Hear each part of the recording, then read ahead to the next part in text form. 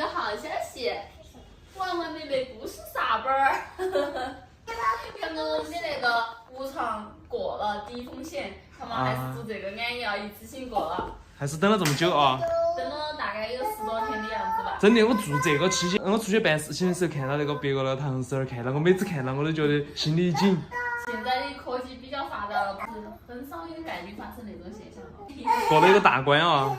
第一个大关已经过了，接下来就看后面那个筛查，我觉得都没得问题。我们庆祝一下。庆祝咋庆祝？吃火锅。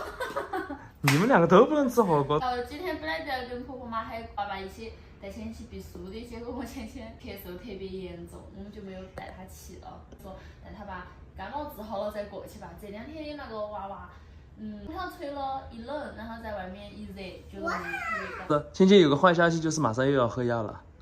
喝药，面包，你让芊芊妹妹要勇敢哦。我都已经喝好了，你看只有这么一点点药。啊，只有一点点。中这道只有一点点。小辣椒，但是不辣。是草莓。小辣椒。哈哈哈！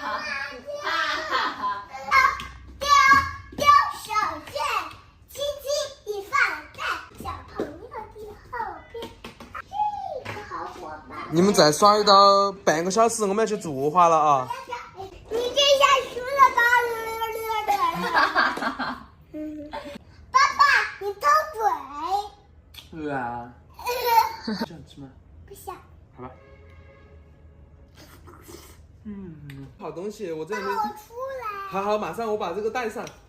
我看到你的鼻屎了，芊芊。这2天抱你抱的太累了，我决定给你上一个东西。以后我还再买一个，左边掉一个，右边掉一个。你看这样子解放双手，还可以抓你。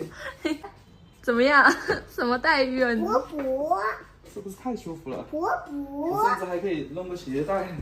伯伯。芊芊，拿着这个去做雾化吧。谢谢。不客气，走。结束了，可以回家了。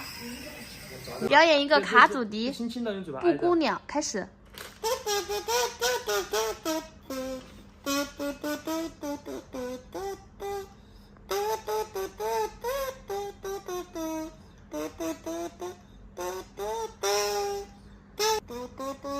我感觉他的病已经好了，气息这么顺，这么畅，还没有咳。